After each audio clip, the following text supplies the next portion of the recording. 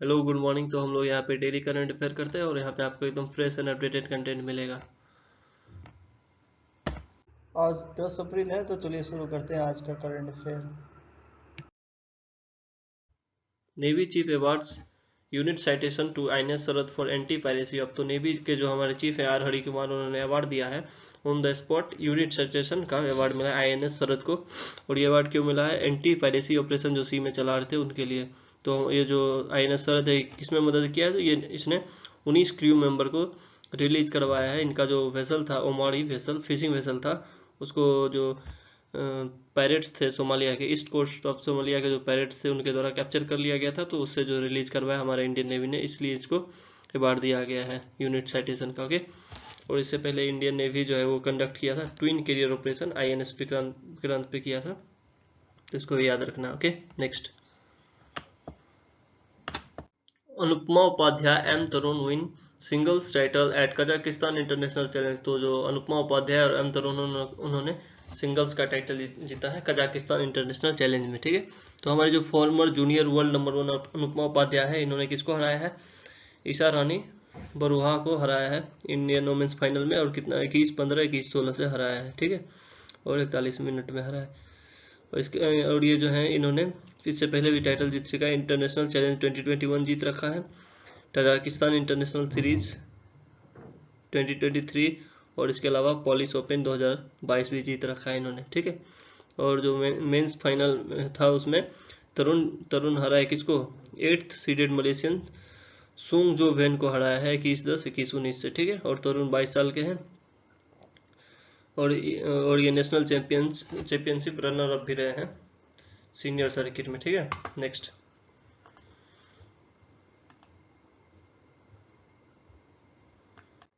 Ex president Ramnath Kovind confers TIOL award in the economics policy making and physical federalism. तो हमारे जो पूर्व राष्ट्रपति रामनाथ कोविंद ने, उन्होंने TIOL फिजिकल हेरिटेज अवार्ड 2023 दिया है।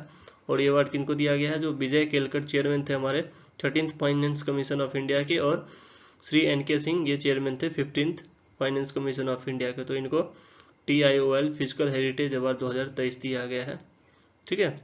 और इसके अलावा जो हमारे इंडियन अमेरिकन इकोनॉमिस्ट और professor of economics and law at Columbia University professor Jagdish N Bhagwati को भी प्रेस्टिजियस अवार्ड दिया गया। इनको TIOL कौटिल्य ग्लोबल अवार्ड 2023 से सम्मानित किया गया है। और TIOL नॉलेज फाउंडेशन के चेयरमैन कौन है? मिस्टर शैलेंद्र कुमार है। TIOL जो है taxindiaonline.com जो है, इसका एस्टेब्लिशमेंट 2000 में हुआ था। ठीक है। Next. India gets first batch Igla S man portable air defence system. तो इंडिया जो है पहला बैच प्राप्त करेगा इग्ला एस, जो कि एक main portable air defence system है। इसको हम लोग मेन फेड्स भी कहते हैं। ठीक है। तो यहाँ पे आप देख सकते हैं इग्ला एस एक पोर्टेबल डिफेंस सिस्टम होगा। इसको मतलब हाथ से भी कोई भी सिंगल आदमी इसको चला सकता है। ठीक है। और इसका यूज़ किस में होगा? ये कोई शॉर्ट रेंज कोई मिसाइल या फिर कोई ड्रोन होगा, उसको आइडेंटिफाई करने में और उसको न्यूट्रलाइज करने में मदद करेगा। ठीक है। तो हम इंडियन आर्मी जो है वो 24 इसको अभी 24 मिला है इग्ला एस पोर्टेबल मैनपैड्स, और इसके अलावा 100 मिसाइल्स मिला है। और नवंबर 2022 में इंडिया और रसिया के बीच साइन हुआ था, मतलब 120 लॉन्चर और 400 मिसाइल का। तो इसका फर्स्ट बैच तो था, उसमें इतना 24 लॉन्चर और 100 मिसाइल मिल चुका है इसको। ठीक है। और इसका ये किसमें मदद करेगा? जो आर्मी का short range air defence system है उसको मजबूत करने में मदद करेगा। जैसे माउंटेन एरिया जो होता है वहाँ पे इसका ज़्यादा यूज़ किया जा सकता है। ठीक है। और ये किसी इंडिविजुअल आदमी या फिर क्रू के द्वारा इसको यूज़ किया जा सकता है। जैसे कोई लो फ्लाइंग एयरक्राफ्ट है या फिर कोई भी क्रूज मिसाइल या फिर ड्रोन है, उसको न्यूट्रलाइज किया जा सकता है इसके। ठीक है। और इसका फायरिंग रेंज क्या होगा? 500 से 6000 मीटर के बीच रहेगा। ठीक है। Next. Veteran cinematographer Gangu Ram से पास्ट अवे एट 83। तो वेटरन सिनेमेटोग्राफर गंगू राम से जो थे उनका देहांत हो गया 83 साल की उम्र में। और ये वेटरन और इनको जाना जाता था सेवन रामसा ब्रदर्स जो था, जो कि कल्ट और हॉरर मूवी बनाता था 1970-80 के बीच में, उन्हीं में से एक थे ये, ठीक है। और ये 50 से ज़्यादा आइकॉनिक मूवी में काम किया, जैसे पुरानी हवेली, तहखाना, वीराना, पुराना मंदिर, बंद दरवाजा, दो गज जमीन के नीचे, खोज, ये सब मूवी जो है खोज में काम किया है। और ऋषि कपूर के साथ भी काम किया इन्होंने। राम, और ये इसके अलावा सैफ अली खान का जो पुराना मूवी था आशिक आवारा, उसके साथ भी कोलैबोरेट किया। अक्षय कुमार के साथ भी खिलाड़ी फिल्म में इनका कोलैबोरेशन था, ठीक है। तो इनका देहांत हो गया है। नेक्स्ट, सागर कवच 2024 coastal security exercise in Lakshadweep island. तो सागर कवच 2024 कोस्टल सिक्योरिटी एक्सरसाइज लक्षद्वीप में कंडक्ट किया गया है। और ये 2 दिन का एक्सरसाइज होगा, जो कि 1 और 2 अप्रैल को किया जाएगा, ठीक है। और इसमें जितनी भी मेरीटाइम सिक्योरिटी एजेंसी है सब भाग लेंगे, जिससे Indian navy, Indian coast guard, marine police, fisheries, customs और अदर सिक्योरिटी एजेंसी जो भी है सारा इसमें भाग लेगी। और इनका मेन ऑब्जेक्टिव क्या होगा कि एक्सरसाइज कोस्टल सिक्योरिटी मैकेनिज्म जो उसको मजबूत करना, और जो समुद्र से, सी से जो थ्रेट्स आ रहा होता है उसको कंट्रोल करना, ठीक है। और इसमें अपना ये preparedness, response mechanism, surveillance capability और कोऑर्डिनेशन जो है इसको मजबूत करेगी। Okay, next, Indian coast guard inaugurates aquatic centre at Mandapam Tamil Nadu. तो इंडियन कोस्ट गार्ड जो है एक एक्वेटिक सेंटर मंडपम तमिलनाडु में इनॉग्रेट किया है, ठीक है।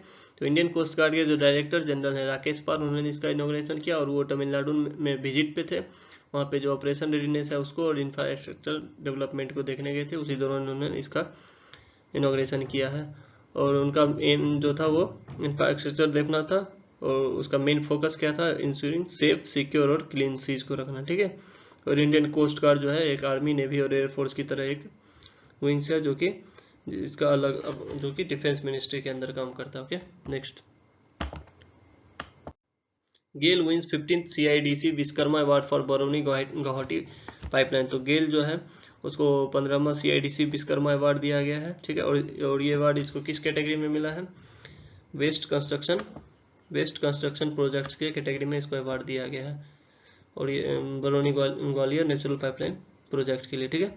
तो Barauni Guwahati natural gas pipeline project जो है उसका लंबाई 718 किलोमीटर है, और ये नेचुरल गैस सप्लाई करेगा पूरा नॉर्थ ईस्ट रीजन में। किसके थ्रू करेगा, इंद्रधनुष गैस ग्रिड लिमिटेड के थ्रू, ठीक है। और CIDC विश्वकर्मा अवार्ड क्या इंस्पायर्ड है कंस्ट्रक्शन एक्सीलेंस, जो कि लॉर्ड विश्वकर्मा के द्वारा किया जाता है, तो इसलिए ये अवार्ड दिया जाता है कंस्ट्रक्शन लाइन में, ठीक है। Next, project Seabird, navy gears up to showcase remarkable advancement. तो प्रोजेक्ट सीबर्ड का शुरुआत हुआ है, नेवी जो है उसने इसका शुरुआत किया है। और इसका एम क्या होगा, एडवांसमेंट इंफ्रास्ट्रक्चर जो है मेरीटाइम इंफ्रास्ट्रक्चर उसमें डेवलपमेंट का, और मेरीटाइम का जो पावर है नेवी का उसको इंक्रीज करने का, ठीक है, उसमें एडवांसमेंट लाने का। और ये इनॉग्रेशन कब किया जाएगा, 9 अप्रैल को किया जाएगा, ठीक है। इसका मेन एम है वही जो मेरीटाइम पावर है उसको मजबूत करना और इंफ्रास्ट्रक्चर डेवलपमेंट करना। और ये जो इंफ्रास्ट्रक्चर डेवलप किया जाएगा जिसमें बहुत सारा वॉरशिप, एयरक्राफ्ट और सबमरीन भी डिजाइन किए जाएंगे। ओके, नेक्स्ट, मिराज सितार सेन tanpura awarded geographical indication tag. तो मिराज जो कि महाराष्ट्र के संगली डिस्ट्रिक्ट में एक जगह है, और उस जगह को क्राफ्टमैनशिप के नाम से जाना जाता है म्यूजिकल इंस्ट्रूमेंट के लिए, ठीक है। और पार्टिकुलरली सितार और तनपुरा वहाँ पे बनाया जाता है, तो उसको सितार और तनपुरा को GI टैग दिया गया है। और ये ट्रेडिशन जो है मिराज में पिछले 300 साल से चलता आ रहा है, और यहाँ पे 7-8 जनरेशन जो है क्राफ्ट्समैन के, उन्होंने इसमें अपना कंट्रीब्यूशन दिया है। और मिराज का जो इंस्ट्रूमेंट होता है उसका बहुत डिमांड होता है, जो हमारे म्यूजिक प्लेयर रहते हैं, आर्टिस्ट रहते हैं उनमें, ठीक है।